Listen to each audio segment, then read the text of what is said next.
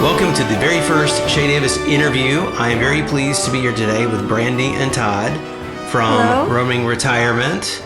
Hello. Mm-hmm. And we have a special guest who wants to say hi. Bring our special guest in, please.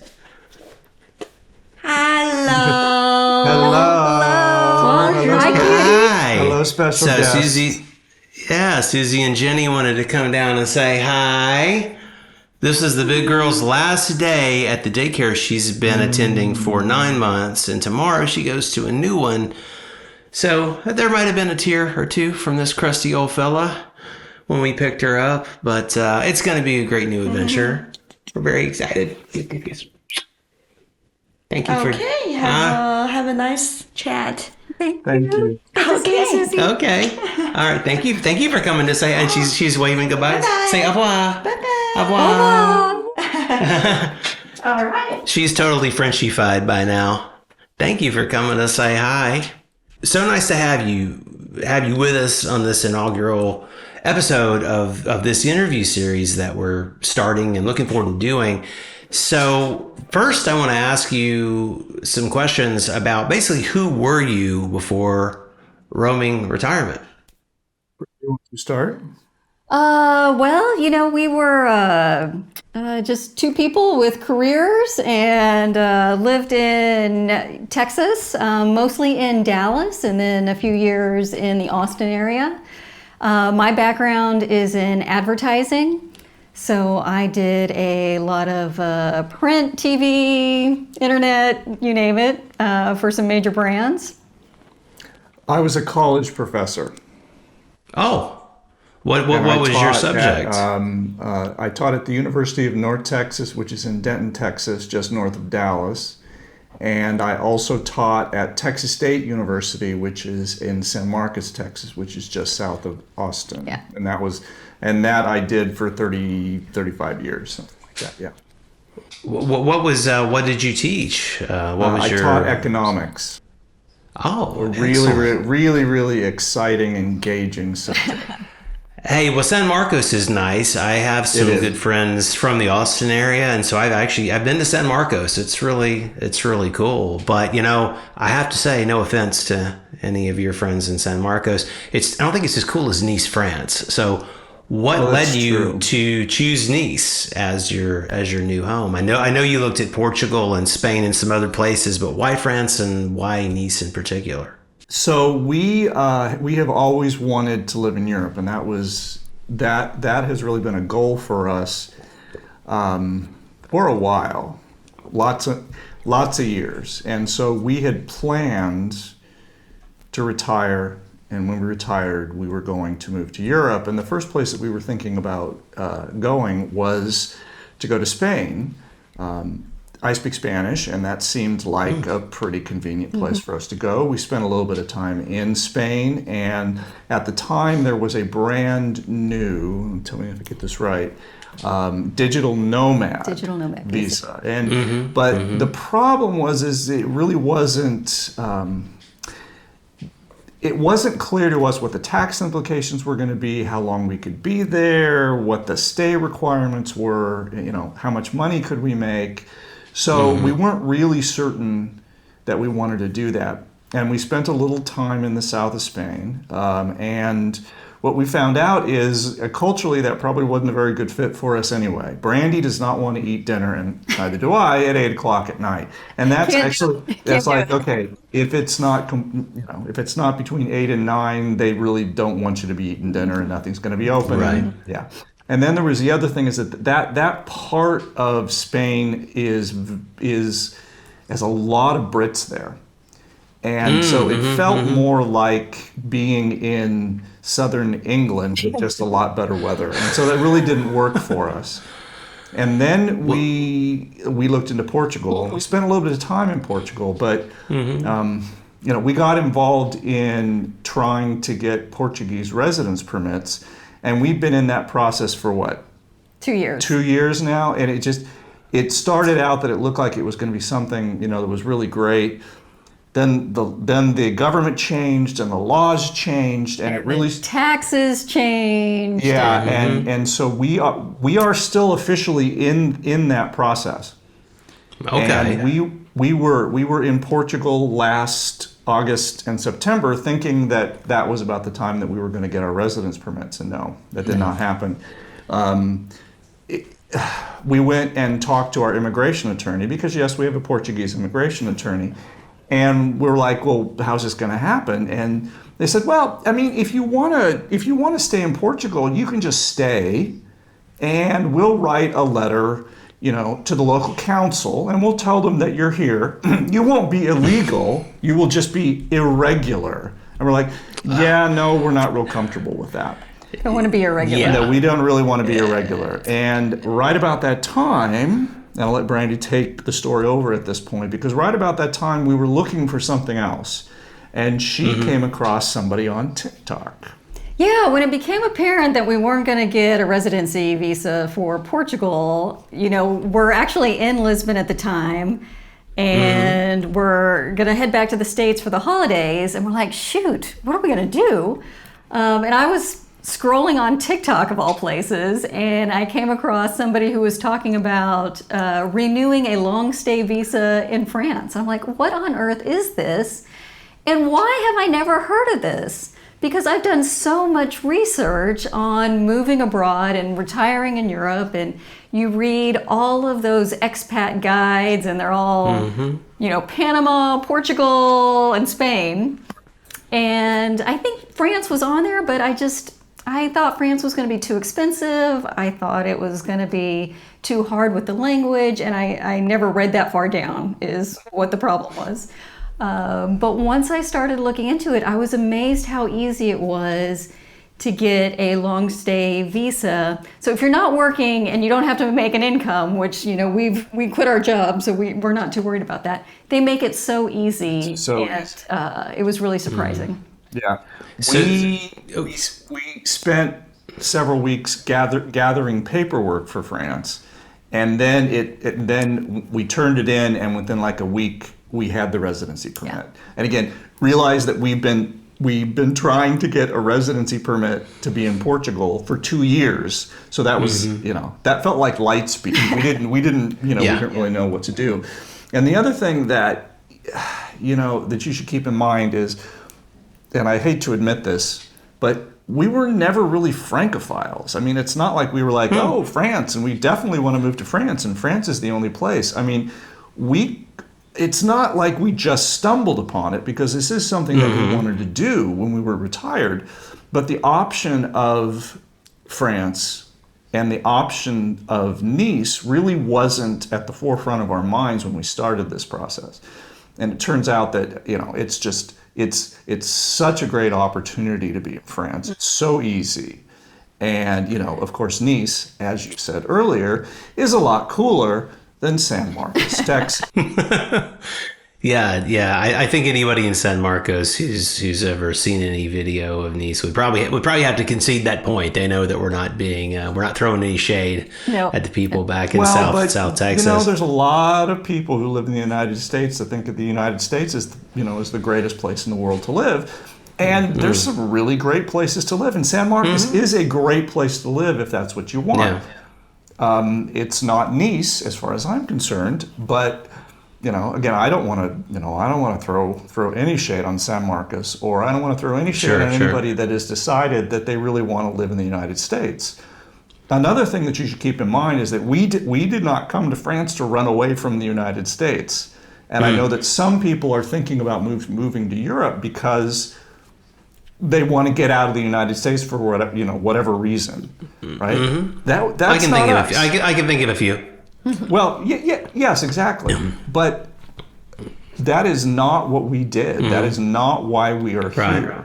Well, so you mentioned your visa type, and several of the things you said are things that I'm familiar with because I've done the deep dive on all the expat. Just out of curiosity, because I was always heading to France, and very specifically Paris or the metro area where we are. I was heading here because of a big film project that's long in development, and I'll have an update on that eventually. Hopefully before Ginny goes to college, I'll have an update on that project. but so and I love France, having visited several countries in Europe on and off through my life. But, specifically out of curiosity, before it was definite we were moving here, I also looked at Portugal. And at the time I was looking is around when they were changing the requirements. And no, I didn't have the means to qualify for the golden visa, although it's a little more accessible than some countries' golden visa. Like if you have a couple $1 million, you can get one for Malta, And I love Malta. I've been to Malta. I don't know if Malta's amazing, but I don't want to live in Malta, So we looked, I looked at Porto and Spain. And we knew we were coming here basically for work. So we knew we would have basically the work visa that would roll over if we wanted to stay. And that's what we did. So you mentioned you're on long stay visas now. Is it the long stay? Is it called a long stay tourist visa? Although you're not tourist, is it? What's the designation, if I can ask? The actual name is the VLS-TS. TS, and right. It's called a long stay visitor visa. And Right. there's two kinds, so you've got to be careful with them because there's one kind that you can get that is not renewable from France. You actually have to go back to the United States and get it renewed. Exactly. Right. And we were able to get the one that was renewable. And I From France. From France, yes. From France. Yeah. And some people I know have accidentally been issued the other one. They tried to apply for the one that was renewable, but for some reason the embassy issued them the type that they have to return to the United States for. So I don't know what. I think it's maybe you just missed a mark on the form. And I know they had different criteria too, and without getting into the details of your friend's situation, I mean it's everything from your family composition. I know that they look at a lot of different criteria, and then how they weigh it is. That's as much of a mystery as the YouTube algorithm sometimes. Yeah. But it's good to have that, and I'm glad you got the renewable. So now that you're there, I kind of wrap a couple of questions into this one thought here. So, what's it like for you to wake up and realize we actually live in Nice? And I know you have a 3-year lease on your apartment, like we have a 3-year lease on this house.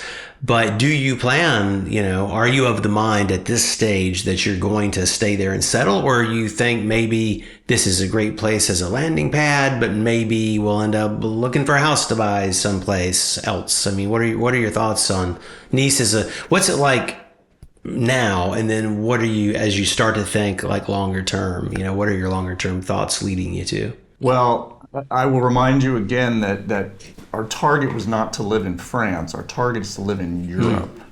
Right. And this is a great place to live. I mean, we wake up every day and pinch ourselves. And I look over at Brandie and I say, "You are welcome, because I brought you." And that's, of course, not true because it's actually the reverse. She's the one. I did all the paperwork. She did all the paperwork and all the planning. And I'm just like, "Okay, honey, thank you very much." Now, so where are we going? Okay. Yeah, but we are planning to be here. We'll be here probably for the 3-year period. I mean, I'm thinking that's probably what it is. But we don't really have firm plans to stay any one place. When we think about what we wanted to do and what we want to do, it is live in Europe and be Europeans. And we want to be able to travel. One of the reasons that we chose Nice is because it's just so convenient to travel from here. And there's a lot of stuff to do around here, right? But also, there's an airport, and everybody wants to come to Nice, so everybody eventually has to fly back home, somewhere in Europe. So we've got plenty of flights anywhere in Europe that we want to go. And it doesn't take that long to get there. And so this is really an ideal place for us right now. Long term, meaning 5, 10 years down the line, I don't know that we could actually answer that question at this point. I am going to caveat all of this with, if I finally learn how to speak French, I don't know who's ever going to get me to leave this country, because I don't know that if I have another language learning inside of me. Yeah. I definitely have some questions about French a little bit further down my outline here, but I can relate to that. I'm really lucky because my particular visa we had the 1-year visa and it's VLSTS category, but I'm under the passport talent category as a filmmaker, and so my carte de séjour, my titre de séjour, my residence card, it actually says artiste. So, see that, there you go, Mom. France agrees. But that is, the passport talent is one of the only categories where you do not have to prove language proficiency to get the residence card, specifically because the other broader categories outside of artistes, but under that umbrella, it includes academics and researchers and people. It's basically people they want to attract to France, and so they want to remove that barrier, because the idea is they're foreigners who are bringing their expertise or creative, skills. And so that's a very specifically very rare category. The year that I received that visa that leads to an automatic 4-year residence card when you renew it was 2023. I was one of 1,326 people to get that visa in the passport talent category, and I don't know the exact numbers for my specific subcategory, but it's like 100 people. Wow. So I have like the rarest version of the VLSTS apparently. So I'm super grateful for that. But I want to talk a little bit about your channel specifically, because we were talking on our Getting Acquainted phone call the other day, and I've been watching your channel since it popped up on my radar and enjoyed it. And I thought, oh, these folks they're kind of doing like an alt reality. If Susie and I were retired, this might be our version of how we're living our life. But it connected with me, and looking under the hood, behind the curtain / under the hood for people with YouTube, if someone has a channel, you can get deep into the analytics and see who's sending people your way. Like the algorithm is like thinking, oh, this video from these people who watch this would probably like this one over here by this other channel. And so your video of learning French after 50 is like our top referring videos. So I'm like, wow, the algorithm loves our channels. So I thought we should actually be friends since our channels are friends under the hood. The algorithm told us we needed to be friends. Exactly. That's kind of the modern version of, so-and-so's mom thought that you two would get along great. Y'all should hang out. This is like the modern version of that. But, and I know a little the answer to this question, but for the sake of folks watching, how did Roaming Retirement, the channel, how did that come about? Well, we consider ourselves accidental YouTubers. We didn't set out to do this. We really didn't set out to document the whole process. But when we came to France to do our apartment hunting, we came over for a 2-week period to look at some apartments, and we had been big fans of House Hunters International. And I think that was one of our favorite activities to do as we were dreaming, as we were working our crazy jobs, dreaming about one day in retirement, living in Europe. And we came over and we're like, you know what? Wouldn't it be fun if we just kind of recorded our own little House Hunters International and send it to our friends? And that's exactly what we did. We just kind of threw up a camera, sat down on the couch and said, hey, this is what we're looking for. And then we went and toured an apartment. And then talked about what we liked and didn't like about it. And we threw them up before we left back to the States. And we sent them to our friends and family. And we said, hey, this is what we did in Nice. And I think a couple of weeks later, all of a sudden, we had like thousands of views. And so, I don't know, the algorithm found it. And what that told me at the time was that people are really interested in this, that this wasn't just our dream. This is a dream for a lot of people. And I think it's so helpful to see somebody actually doing it, because it makes it more realistic. It makes it seem like something that you can do too. I absolutely appreciate that. And similar to, we'll talk a little more about channels we both enjoy and watch, and give some shout outs to channels that other people in case someone is first discovering this kind of niche via you or our channel, there are a bunch we can recommend that are great places. More likely they already know those channels, and then they're finding us. But so you basically kind of fell into doing YouTube as a happy accident. Did you have? I noticed that I think you created your channel 2011, but that was probably one of your personal channels previously. Did you have any videos on there? Yeah, I had a small business and we hosted a couple of videos. Actually, we just hosted them on YouTube so we could play them on our own website. So oh, nice. It was kind so of just you a basically once your videos from these started taking off, you kind of cleaned those. You probably made those private or something and then rebranded. I don't even think those other videos exist anymore. Oh, you probably deleted them once you got past the event or reason you wanted to use it. You deleted them maybe. Well, I want to ask you a few sort of, again, this is for the YouTuber folks, because a few will watch this. So first of all, your videos really do always look and sound great. What's your filming setup technically? We mostly film on the DJI Pocket Osmo 3, and I bought that one because it's so discreet. I'm, again, as a reluctant YouTuber, and I don't know a whole lot about the technology. I just wanted something that was small and wasn't necessarily obvious that I was filming when I was out and about. And it's been a great little camera that's been easy to use. And the mics you have are like clip-on mics that actually record on that camera. Is that right? Also DJI. Yeah, mics that are integrated. Nice. And I wondered, not to be too personal, but do you edit your own content or do you hire an editor? Because it looks really good. No, I spent a lot of time trying to learn how to edit. And that's one of the parts I really enjoy. I really enjoy the editing process. It's really creative. I have to say the first 10 hours were awful, but once you start to figure it out, I think it's a lot of fun. No, I was just going to tell you that what she's not telling you is that we film and then we have a bunch of video and she goes through it, and for the first few hours that she's going through it, the first pass, she hates it. She's in such a bad mood. She's like, oh, this is horrible. This is awful. And then she shows me the first take, and I'm like, this is not that bad, really, just a couple of things here. And then it takes her a couple of more passes, and then she's like, oh, I guess this really isn't that bad. But she has such a bad attitude about it at the beginning, and she's like, I think we should quit. I think we should stop. This is no good anymore.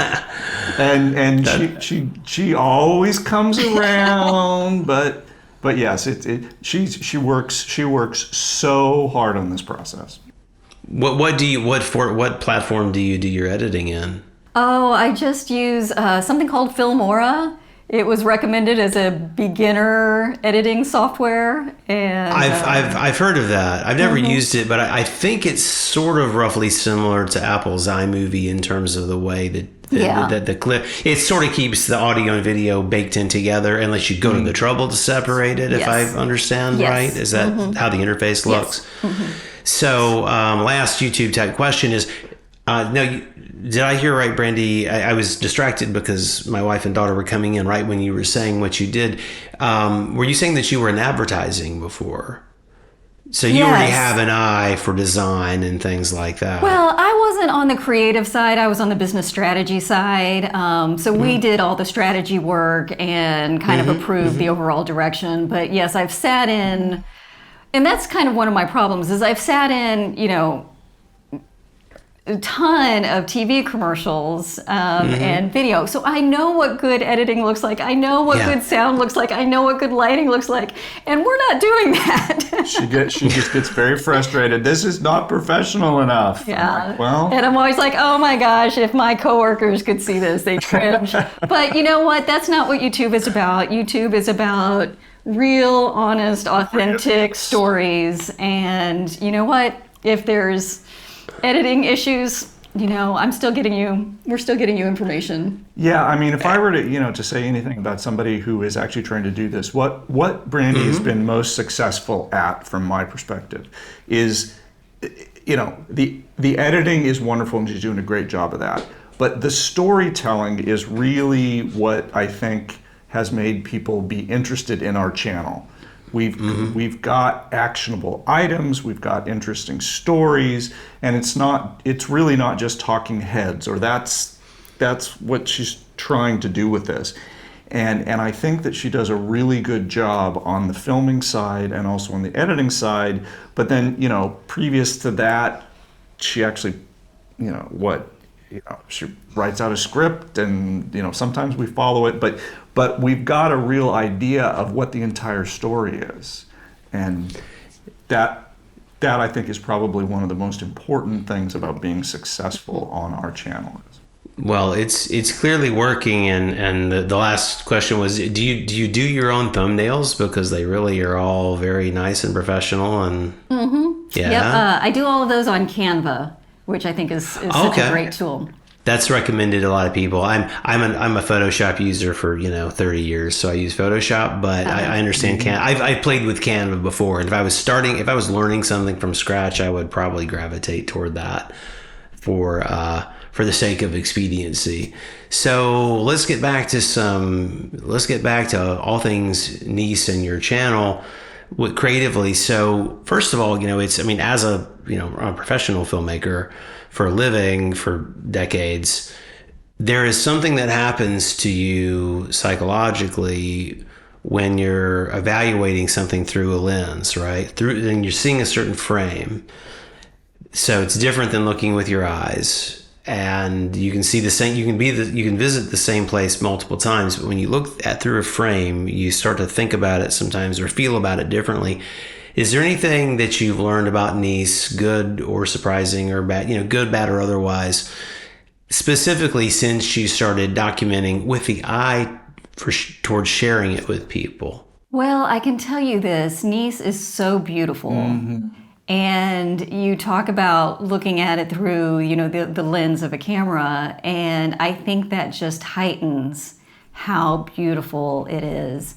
And coming from, suburban United States, it's such a gift to be able to walk by the port every day. Mm-hmm. And just be hit with the color of blue of the sea and of the sky, and the buildings are these beautiful colors.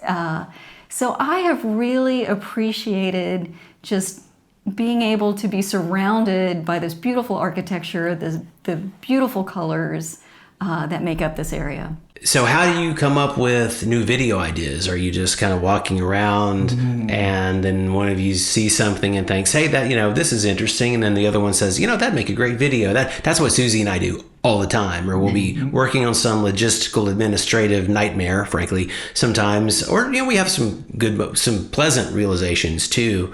Like when you get the hospital bill and it's like 19.5 euros for 3 hours at the emergency room with our daughter, and that's the bill. I'm like, okay. So there's some pleasant surprises too, but then usually after those kind of moments, good or bad, it's like, that'd make a great video. How do you come up with your video ideas? I would like to say after every video I do, I'm like, that's it. I have no more ideas. It's the last one we're ever going to do. Yeah, this one isn't very good anyway.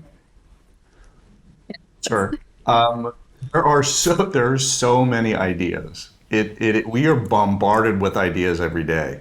The question then becomes, what are good ideas, and what can be done within the sort of 9, 10, 11 minutes that we generally shoot for on this. And then you also have to consider this is an interesting point. Is it a picture or is it a story? And generally what we do is we get several different ideas and kind of combine them together and then figure out what the story underneath it is. And then you kind of tell the story, there's a story arc, etc. But, and then sometimes there's the idea of, gosh, we're going to go out and learn French. This is going to be horrible. It's going to be a great story, right? Yeah. Well, that leads me to my next question, because specifically that, as I mentioned earlier, that video of yours of learning French after, learning French at 50 plus, about your experiences enrolling in the, if I remember correctly, Brandie took the A1 intensive and Todd, you took the different level, semi-intensive. Is that correct? Which version did you take, Todd? They call it the standard, but it's like 2.5 hours, Oh, right. 2 hours and 45 minutes.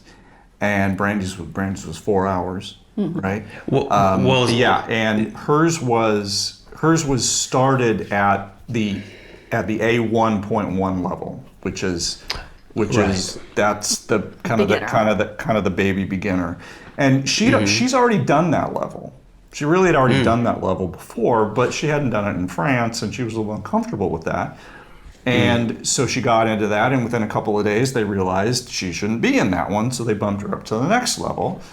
But the next level is actually quite a jump. It's A1.2, right? So it's the next month, but she was able to handle it just fine. I started at A2. I had to think about it. A2.1, and then I got through that level. So my next level would be A2.2, and Brandie would be in A2.1. So she's just a little bit behind me in this. Nice. And part of what I've noticed, because Susie and I both made videos about our experience at Alliance Française here in Paris. And Paris, this is their founding and their headquarters, and their overall curriculum is developed here. And so they're sort of the mothership that figures things out. And then the local and the different regional and international branches, I'm sure they have a lot of latitude to adapt certain things to the culture. And here they offer what they call the A1 intensive, and it's all of A1. If you aren't quite ready for it, they offer an A1. It's weird because it seems like they would call it like A.9 or something, but they call it something different. But so the A1 intensive is all of A1 in 1 month. It's 4 hours a day, 5 days a week. And after that, A2 is broken up. A2 intensive is broken into 2 sections. It's a month for 2.1, month for 2.2. And she and we each took the A1 intensive. She took it a month. I watched the baby before we were in daycare. And then the next month we flipped roles. And we did our videos about this. And, anyone who's curious can see those videos. Like we'll link to your video about that too. But I thought it was really interesting. That's the video that, from your experience, YouTube thought, people who are interested in this would probably like these other people's videos on the same topic. And for people who haven't seen your video yet, go watch it when we're done. Probably majority of people watching this are coming from your channel to start with, and they've seen that video. What's your experience in summary about learning French, and what are you doing besides having gone to those Alliance Française classes? So one of the things that we're realizing is, learning as an adult obviously is very different than learning as a child. And I am spending a lot of time learning how to learn again and learning what works for me now as opposed to what used to work for me when I was back in college. So I really liked the Alliance Française classes. I felt like it was such a good introduction to the grammar, a good way to get the vocabulary. But I was really struggling with, I didn't really feel like I was getting comfortable with speaking, and I'm certainly struggling with listening. If I read the word, I know what it is, but if I hear the word, because the way they pronounce it is nothing like they spell it, I'm having trouble linking them. So I've spent, I've been experimenting with a bunch of different things. So we were just traveling for part of the summer, so I was on Duolingo every day just trying to get some retention in there so I wouldn't lose everything. I am working with a private tutor. In a couple of weeks I start lessons with a private tutor, and that's really to be more focused on expat needs. So we're going to really be focused on things like going into stores and going into markets and kind of that day-to-day transactional level, which, Alliance Française, because they're going with kind of a standard college course, isn't necessarily concerned if you know how to tell the shopkeeper, oh, don't worry about me, I'm just looking right now. Right. I think that's a smart approach. And what about you, Todd? Well, you had some French. You had French in high school or college, right? Okay, so my first major in college, 150 years ago or so, was actually foreign languages. So I was taking Spanish, I was taking French, I was taking German, and I used to be pretty good at this, frankly. But things change as you age, and so I don't quite have all of the grammar that I used to with French. And so the A2 level really worked quite well for me because it really was a review, but it wasn't a review of something I learned last week. It was a review of something I learned, in the past. And one of the advantages I had is that when I learned it first, I learned it when I was young. So there's a little bit more retention there, I think. And so my focus is really on the listening and the speaking. And so I believe I have a lot of the grammar, not that I remember everything. And so Allianz Française worked for me, but it's really working for me as a review. I'm going to need to do something more like what Brandie is doing. I haven't quite decided what I'm going to do with that, where I'm going with like a private tutor or in a smaller group, where what you're doing is you're doing a lot more speaking, because I need the speaking. I need to kind of get that confidence level back up, because it's not as easy to learn as it was when I was 19 years old. It's just not as easy. It doesn't come as quickly. It's not as easy to memorize things. I mean, I don't really remember some of the stuff I did last week, let alone. So it's like, things really do change. And one of the things that Brandie said, which I want to highlight is that it's not the same. It's not the same trying to learn a language or really learn anything when you're an adult. But the older you get, the more difficult it gets. And so this is just something that we are going to continue to work on. And just like I don't want to throw shade on San Marcos or anything else, I don't want to throw shade on Allianz Française, but you have to realize what you're getting. It really is. It's like a college course. And they're giving you all of the grammar. They're giving you all the vocabulary, But what you're not really getting in a class of that size is you're not getting an opportunity to speak and make mistakes and then try it again. And you're just really not getting that opportunity. And so if people are thinking about doing this. Were your classes large too? Did you have about 15 people per class? 50? 15. 15. Oh, 1-5. Definitely not 50. There might have been 50 on the whole floor on that day. I think my class was around 12 or 13 people, and then Susie's, that she took the term before me, I think she said hers was around 15 maybe. Is that how large your class was? Yeah. Yeah, and that's really too many people. And you got 15 people, and you don't have enough time to practice and. Well, yeah, but you've got 15 people who are at entirely different levels, right? I mean, it's you've got people that like me have the background but haven't done it forever, and then you've got people that have just been taking French for like a month, and then you've got young kids in there too, and it's like. There were 18, 19-year-old kids in there, and I'm like, you are in the wrong place. You are just going to frustrate us old folk because it's going to come so easy to you, and we're going to attack you with our pencils. There was one of the commenters on, I think it was Susie's Alliance Française video we did, where, and it was, I remember as a woman specifically, and she was saying, she basically said something like, and she was probably older than all of us, but she was basically saying she essentially said her version of that, but she's very ranty about it, very righteous. It's not right. They shouldn't put these kids in there with us seniors. We don't learn the same pace, the same way. I wanted to mention, for the sake of anyone trying to learn if they're watching us, either your channel or our channel, I assume that they're interested in French specifically, or they're working on French. But for any language, first of all, yes, the neuroplasticity of the young brain is well documented and studied.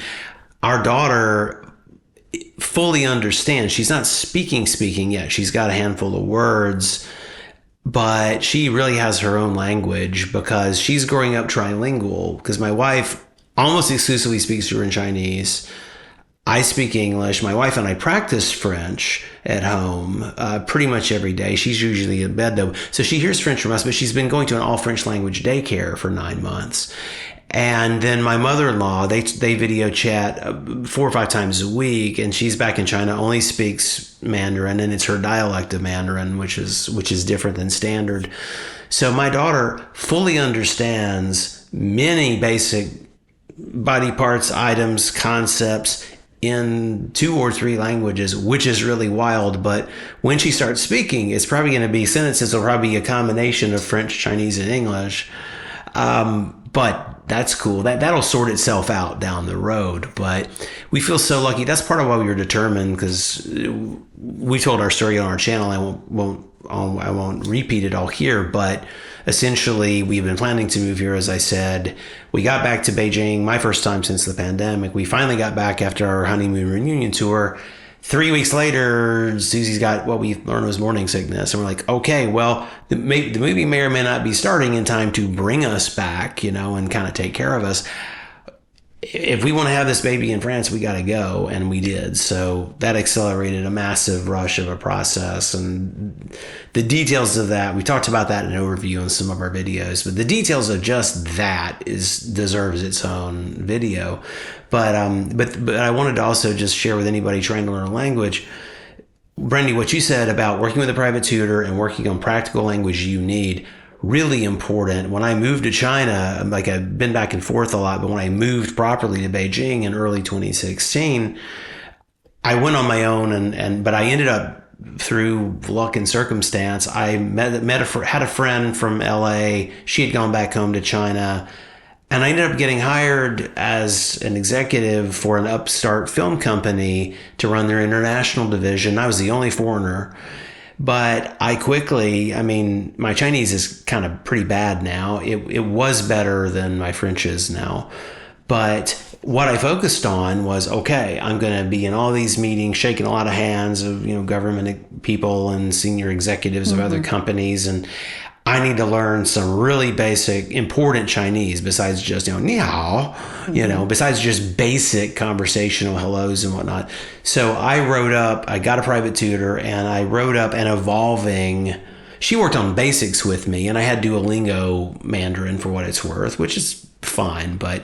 And I had the Pimsleur audio classes. I really recommend Pimsleur for learning this oral communication stuff. But I started writing up an ever-evolving self-introduction and bio, and I got to the point, because sometimes I would be asked to introduce myself and present at these meetings and in meetings and conferences and stuff. So I had basically 20 minutes worth of Brendan can speak understandable Chinese from memory.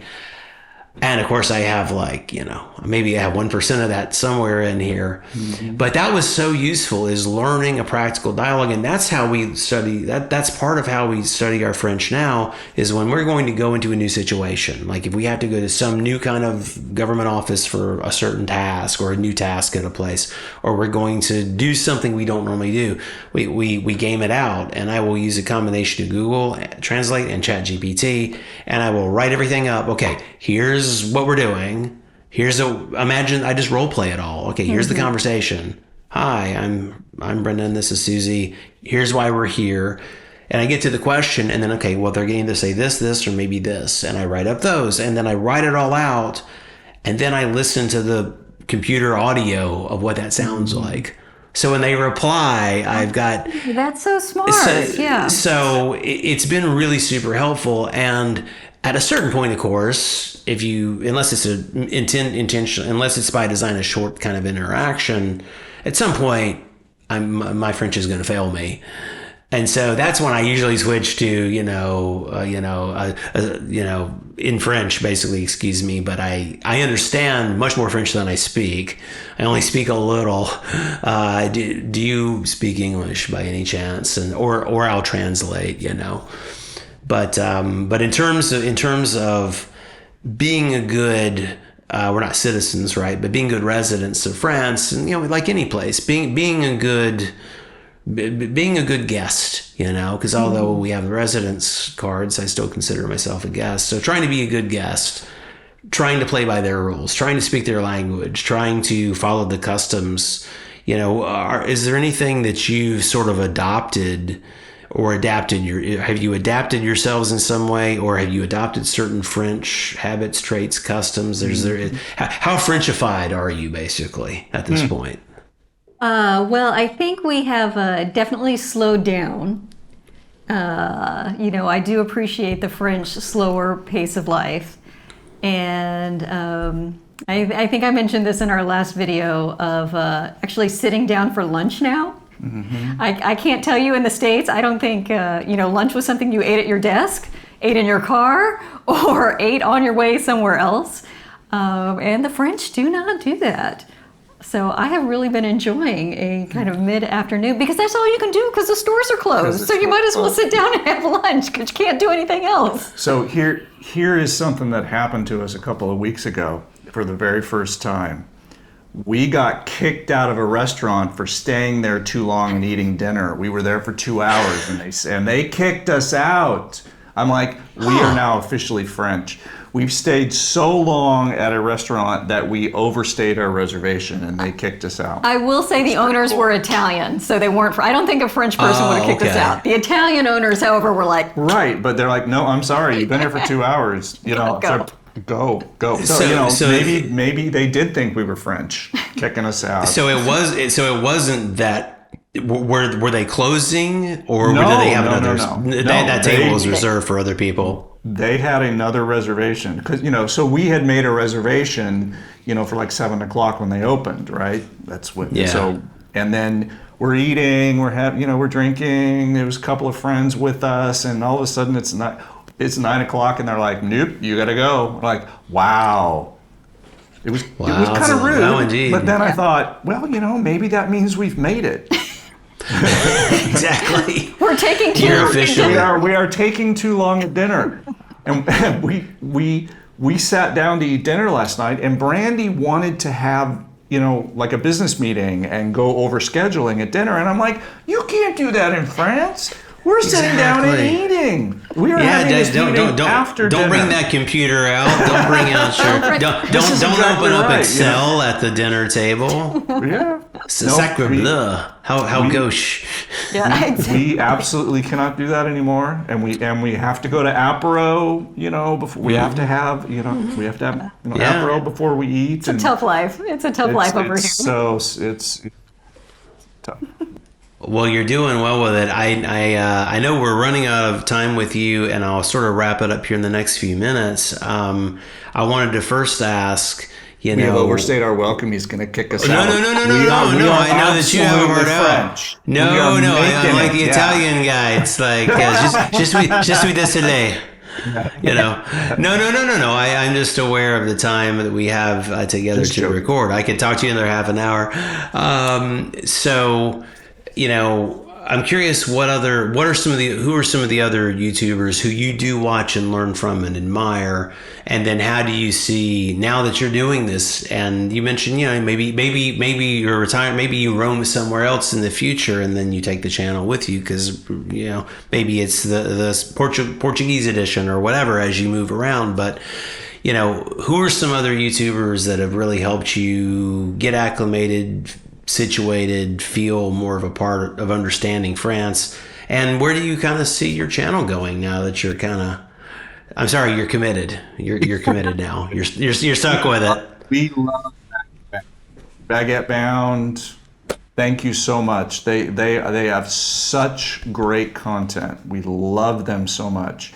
And I'm going to get this one, I'm going to get her name wrong. That woman Karen from There's a woman, she's got a very small channel, and she lives in Paris, outside of Paris. Her name's Karen Bussin. Bussin? Yeah, it's Bussen, I think.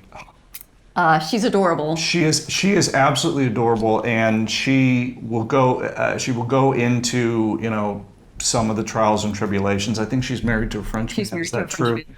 And she had an experience where she was trying to get her French driver's license, and she failed the driver's license test like 3 or 4 times, and it was so heartbreaking because we were watching this, and it was like, oh my God. You're rooting for her. Come on, Karen. We were so rooting for her. So if you haven't, and it's I think it's Bussen.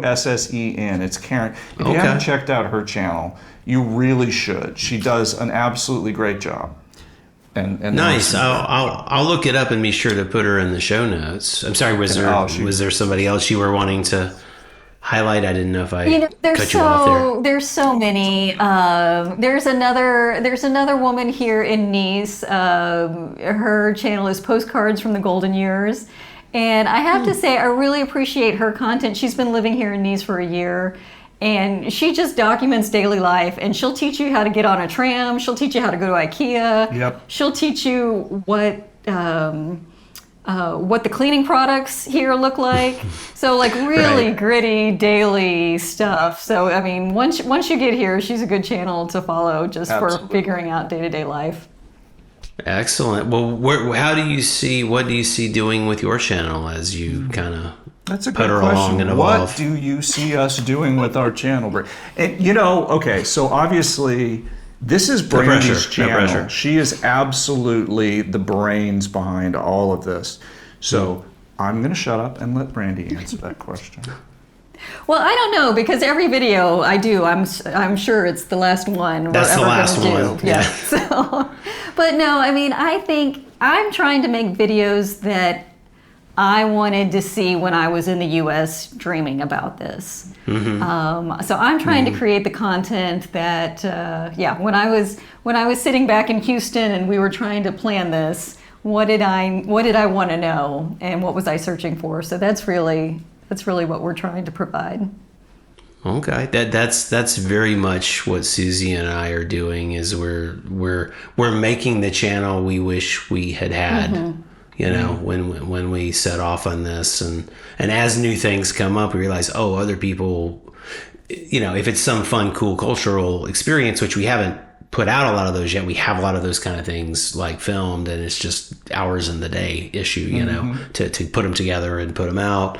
But every time we run into a new challenge, it's like, we're not the only ones who are dealing with this, or will deal with this, and it'd be really helpful for us, because we're, you know, being a multicultural couple ourselves here, you know, with her from China, me from the US, we already by default have dramatically different default takes on things. You know, we have different expectations of how an interaction might go, so we have different responses to the same experience, you know, with this or that or the other process in France. So we figured it would help to disambiguate, to use one of my SAT words. It would help to disambiguate things for people who are trying to figure stuff out. So I guess I will have to bid you adieu here. But before I go, a last question: if you were to start your own, like to have a series on your channel where you did, you know, like a podcast, like a more unfiltered, turn the camera on for, you know, an hour, let it roll, and just talk like you do amongst yourselves, just clean it up for the camera, you know. If you were to start like a podcast or an interview series, you know, who would your dream guest be? And you don't have to say us, of course. I'm just, that's not fishing for anything, but that's just the funny way to prompt the question, I guess. Or is that something that doesn't appeal to you? Would you rather just watch videos and make videos and you're happy doing that? Is this your last interview? It's your first. Is this your last interview? Yeah, no. Let's see. If we were to be interviewing somebody, I mean, I think we'd love to talk to the Baguette Bound people. We'd love to talk to Karen. Mm-hmm. We'd love to, and you know, it's so funny watching all these videos. You begin to feel like you know them. And we've certainly felt that, right? You watch some of these videos, you're like, oh yeah, that's a good friend of mine. It's such a wonderful part of this whole process. Yeah, the parasocial relationships that develop can be kind of profound, I think, and it's I definitely also feel like I've learned so much from their channel, and although it's more Paris tourism focused, like Les Frenchies, of course, are just wonderful, and anyone going to Paris probably has already discovered their channel before ours, but their channel is amazing, and so many people have so much good information.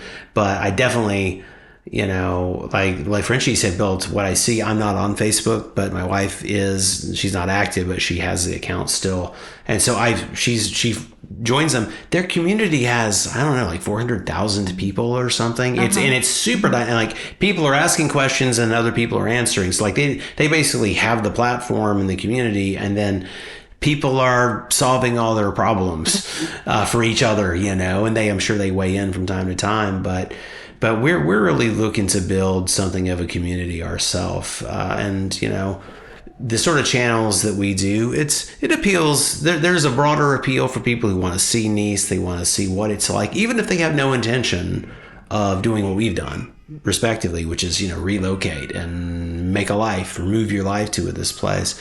But I think it's really cool how you're doing what you're doing. So, I just want to say thank you both for being our first guests on the Chez Davis interview series. I'll probably come up with a catchy name for it, but I don't have it yet. So, really appreciate your time today. Thank you very much for having us. We really enjoyed it, and happy to be part of your circle. Absolutely. Glad to have you. Thank you.